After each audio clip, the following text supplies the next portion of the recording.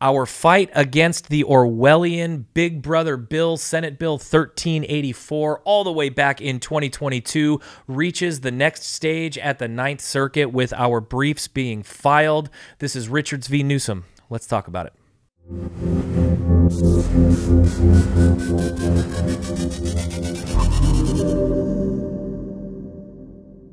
Hey everybody, welcome back to the channel today, and a big lawsuit to talk about, one that I have been very focused on. We finally got some action on it. That, of course, is the Big Brother bill from 2022 playing out in the courts now. To talk us through it, we've got the person who wrote the brief herself for the Ninth Circuit. She's a partner at Michelle & Associates. That is Anna Barvir. Anna, thanks for coming on today.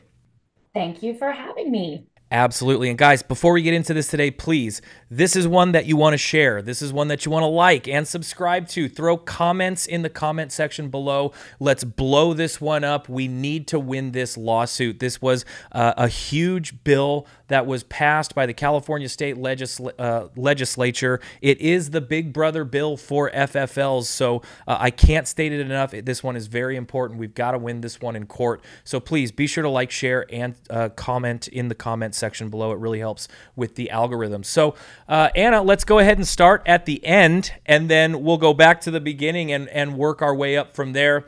I thought that the conclusion of the brief that you wrote for this was extremely compelling, so I wanted to share that. Jacob, if you could pull it up. This is from the brief in our Ninth Circuit appeal for the Richards v. Newsom lawsuit. It reads like this.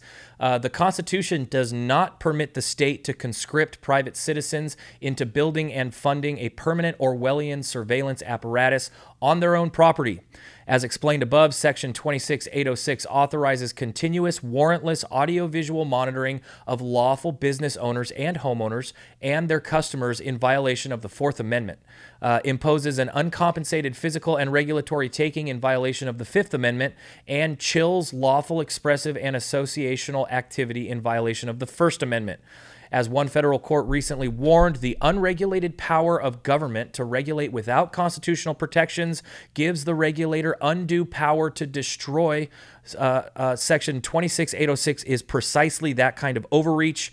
This court should reverse the district court's dismissal and appellant's claims and remand for further proceedings. So, well written, by the way, and I feel like that kind of tells the story in that of itself altogether. Guys, you can go through our channel. You can see multiple videos on this bill as it was getting passed, on the lawsuit as it was being filed, and going through the process there in the federal district court. But Anna, for those who haven't been following along with us, can you go ahead and just summarize this a little bit? Can you summarize Senate Bill 1384 from 2022 as it was passed, and can you also summarize the court story for the lawsuit itself starting in 2024? Of course, I'd be happy to. So Senate Bill 1384 was proposed by one of our favorite offenders, Dave Min. He was also responsible for our gun show ban that we challenged in the B&L Productions lawsuit. If you recall that. Senate Bill 1384 introduced and amended the California Penal Code to include Penal Code Section 26806. And in a nutshell, what this law does, it took effect on January 1st, 2024, and it requires all FFLs, including those who operate from their homes. These are called we call them kitchen table FFLs.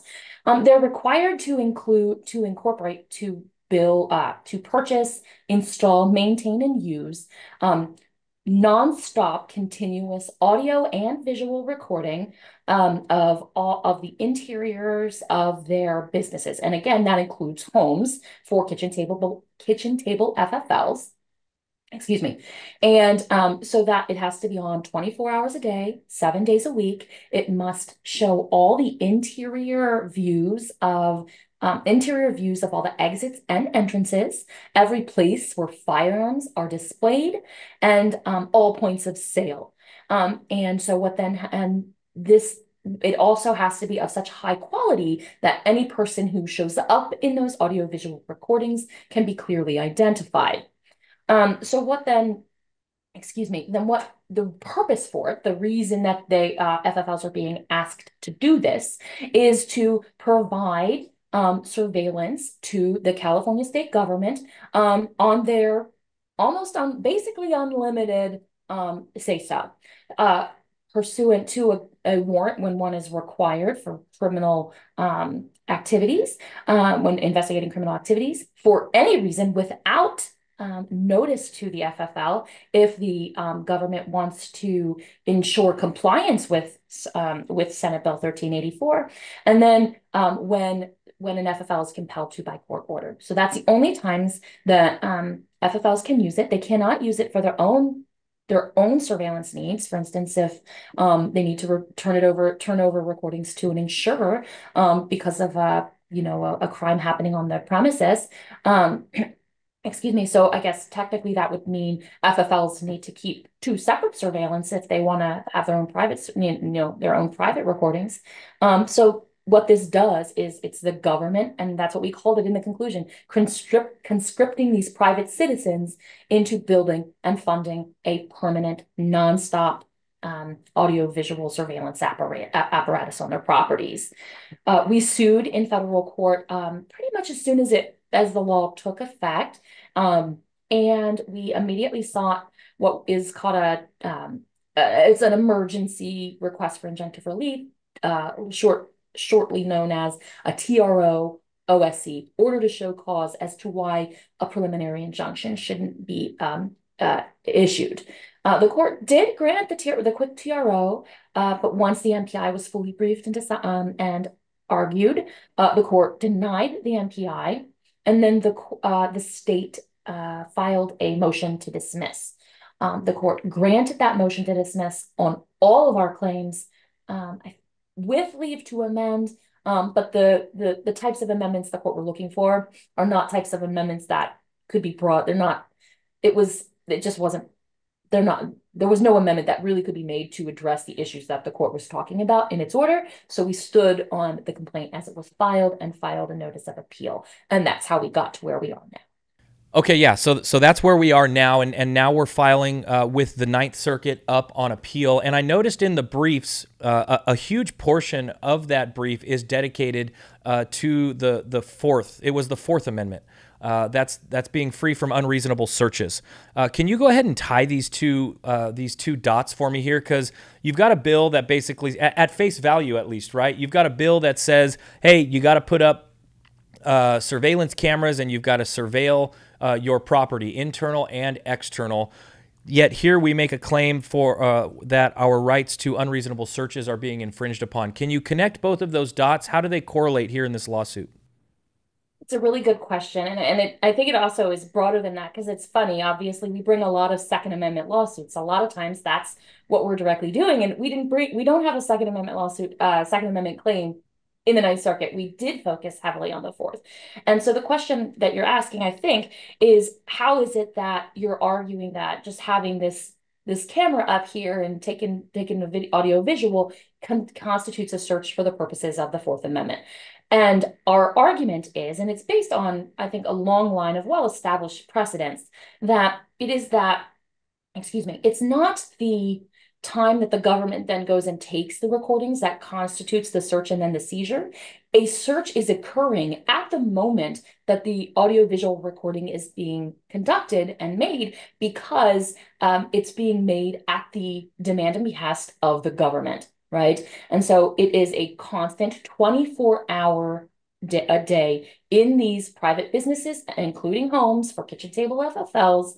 It's a 24-hour surveillance that itself constitutes a search. Of course, a seizure can occur when the government then comes into that business and says, we demand to see last year, June 17th, 2024's footage from 3 a.m. in the morning to make sure you were, compliant with SB 1384. That itself would be the seizure, but the search happened immediately when the surveillance was taking place. So that makes sense. Another thing that I noticed from the brief was the First Amendment claim. But what's stated here is that there's a chilling effect on our First Amendment rights. Can you go ahead and explain what chilling is as opposed to just straight infringement? Of course. It's actually kind of interesting because the chill is an infringement on a constitutional right, right? Unlike other types of laws, though, where the government is saying in the First Amendment context, pass a law that says you cannot say such and such a thing in a post office, right? That's a direct denial of viewpoint or speech by the government, right? What we have here is not the government saying you can't engage in Second Amendment speech in gun businesses. Instead, what the government is doing is saying, Mr. FFL, you must include 24-hour, 7-day a week audio and visual surveillance so that we can hear the speech that is going on in your shop. And a lot of times, the speech that happens in gun stores is pro Second Amendment, pro gun. It might include membership drives for organizations like CRPA. It might include meetings for organizations like CRPA. And so this is speech that individuals, this is political speech, right? That individuals might be, engaged in a gun store. But those individuals who may want to engage in that speech know that the government is listening in by the audiovisual recordings that are there, because there's a sign in the FFL in the FFL business that says we have to conduct this constant surveillance of you. It's both audio and visual. So people in the shop know that the government is listening in and may then be afraid to engage in the same sorts of speech and association they might otherwise engage in. And so what that is, it's a chill on the First Amendment rights to engage in speech and or association, because people have a reasonable fear that the government is listening in on them because they're being told that the government is being listening in on them. So excuse me. So that is what a chill is in the context of the First Amendment, and it is itself an infringement of the First Amendment. Well, and not for nothing, right? We have seen localities specifically target people with ordinances that are in the firearms community. And come on, I mean, we've been assaulted by the California State Legislature for decades now, just being within the firearms community with the legislation that they've put. So I think that there is good reason for people to have that cautious nature when knowing that only the government is going to be able to view these cameras, and they are listening and watching everything that I do. I'm sure that a lot of other people, if those cameras were put elsewhere, would have the same feelings, right? Having known something like that. So certainly not unreasonable for people within the firearms community to feel that way. But let's move on to what the FFLs had to do really quick. And I'm curious about this. This isn't necessarily something that's stated in the briefs, just a general curiosity. The briefs are in here for the Ninth Circuit, which is good. I'm curious what your thoughts are moving forward for the lawsuit, and specifically, are there perhaps damages that are to be had here? The reason I ask is because we had an outcry from FFLs when the bill was put, when the bill came into effect in 2024. I was seeing quotes, ranging from $5,000 to $50,000. These surveillance systems that, again, they can't even use as their personal property. They have a large price tag with them, and then you talk about the continued monitoring, the storage, all of that stuff. Are there damages that could end up being sought here moving forward with the lawsuit? That's a good question. And unfortunately, even if we were to win on our First Amendment and our Fourth Amendment claims, the answer is pretty much a no. Unfortunately, federal law that allows us to bring these civil rights lawsuits still respects the concept of federalism. And so when you're suing a state government for violation, breach of a constitutional right, excuse me, you cannot sue the public coffers for damages unless the state has, passed a law or explicitly said that you can sue them for damages. And I can imagine, but you can imagine how rarely they do that. There are ways, if you're suing a locality for a breach of constitutional rights, you could get damages from them. That's not what we're doing in this lawsuit. We sue the state.